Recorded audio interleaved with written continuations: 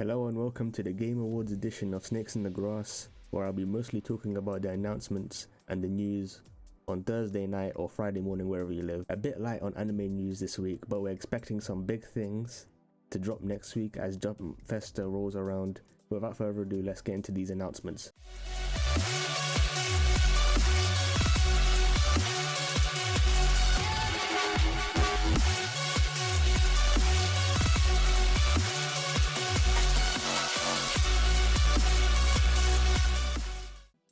Starting off with the announcements that interested me the most personally, we finally got to see some of Hellblade 2's combat and more of the game in general.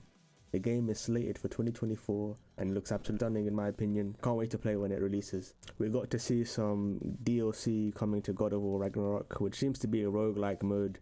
It's a free DLC coming next week on the 12th, which is a huge win for PlayStation fans. We also got to see two previously hinted DLC coming to Final Fantasy 16, dubbed Echoes of the Fallen and the Rising Tide. Echoes of the Fallen was shadow dropped at the Game Awards, and the Rising Tide is focused on the icon Leviathan and comes later next year in the spring. Can't wait to check them both out when I have the time. Ori developer Moon Studios has shown off their new action RPG called No Rest for the Wicked. A showcase on the 1st of March will show off more of the game, and a full release is coming to Xbox Series X and S, PS5 and PC. Archetype Entertainment, a new studio being built from BioWare developers, have shown off their new sci-fi RPG, Exodus. Need to see more of this game, but from what was shown in terms of story, it was promising. Black Myth Wukong previously and has received a release date for August 20th, 2024. Ever since this game was announced, it's had me interested, so I can't wait to finally be able to play the game. So got to see the new game from Kojima he's been working on with Xbox. This partnership was announced at the Xbox 2022 Summer Showcase as a big surprise, but there were rumors prior via Jeff Grubb that had stated that Kojima had signed a letter of intent to work with Xbox on the game. Previously rumored to be called Overdose, now just called OD, seems to be leveraging Xbox's cloud technology in some ways, and Kojima describes it as something no one's ever done before, with some big names attached to the project. I await to see more when there's more to show. The Last Sentinel is a game from the newly found Lightspeed Studios, particularly Lightspeed LA. It's an open world game set in a futuristic Tokyo. Interesting vibes from the revealed trailer, but still need to see more to get truly hooked. Sega showed up in a big way, first by showing off Persona 3 Reloaded gameplay. The remake is set to release on PC, PS5, Xbox Series S and S, and also on Xbox Game Pass Day 1 on February 2nd, 2024. Later they also showed new gameplay of Metaphor Refantasio coming fall 2024. This wasn't all we got from Sega though. See, earlier in the month, influencers were getting letters telling them that Sega was going to show up, and this next surprise was crazy. And the announcements of 5 new games based off old Sega IPs are now in development. A new Jet Set Radio, new Crazy Taxi, new Golden Axe, new Shinobi, and new Streets of Rage are all in development. And Sega has also teased that it's not just these games that are coming, there's more in development that they've not talked about.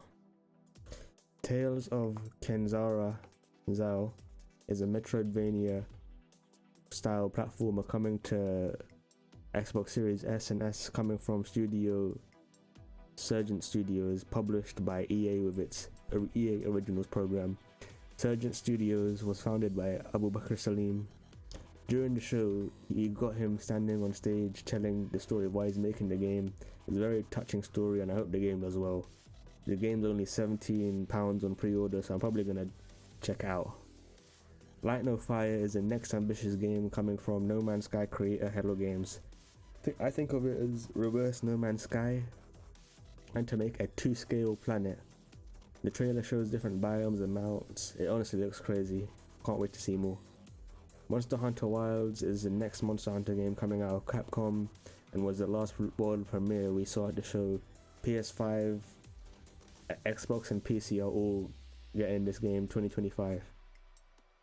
Biggest announcement personally for me, and probably for a lot of other people, was Arcane Leon's next game is Marvel's Blade.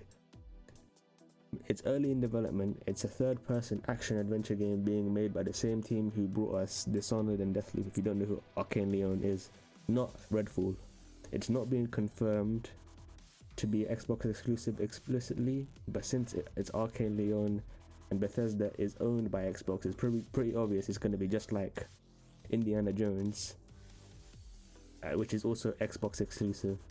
I'm excited to see how Arcane can incorporate their immersive sim DNA into the game. There was a few other announcements that I found pretty interesting, such as Dragon Ball Sparking Zero from Bandai Namco, Visions of Mana from Square Enix, the Windblown announcement from Dead Cell developers, and the casting of Frank Stone from Supermassive and Dead by Daylight team. There was a few other smaller announcements from indies and other games we already knew about as well. Now, there was some controversy around the award show, devs and award winners being told to please wrap it up after about 30 seconds, while you have Kojima speaking on a game for 6 minutes that there's no real game to show yet. And also like 5 different Fortnite adverts and a bunch of adverts as well. The Game Awards, in my opinion, has basically shown their true face and their true colours as a marketing event with awards sprinkled instead of an actual award show with some marketing attached to it. The rapid firing of the certain awards at a time, and the majority of devs not being able to accept the award and actually even give a speech at all, was shocking to me. And also the ones who did actually get time to do a speech got a very limited time before the music came on and they were told to please wrap it up. Baldur's Gate 3 did sweep a lot of the awards, if you were wondering, 6 awards including the Final Game of the Year award, while Alan Wake 2 did provide some decent competition with 3 awards won. What do you guys think about the controversy? Do you think it's justified that people are angry at the Game Awards over this rushing of the devs who are the actual big celebrities, if you think about it, in our gaming industry, while we see some Hollywood people being on stage for much longer times? Or do you think it's unfounded and we should just accept it and be like, it's just a marketing event, doesn't really matter anyway? The DICE Awards are more important for devs since it's from peers anyway. But yeah, tell me in the comments, what do you guys think? Some smaller anime news this week. Next week is Jump Festa, so we'll have some big blowout announcements, just like we had today for anime. Demon Slayer Season 4 will have a teaser next week with the Hashira training arc. Hopefully it's a bit more than just that arc, but I'm not entirely sure. Black Clover's manga returns on December 27th in Jump Giga. For all Black Clover fans, I hope you enjoy it's coming back. Live action Yu Yu Hakusho is scheduled for 14th of December. Some final anime news, which was probably the biggest, is Street Fighter and Spy Family are having a crossover in commemoration of the Spy Family movie. There was a special promotional animation of Chun-Li vs. Yor, animated by Wit Studio.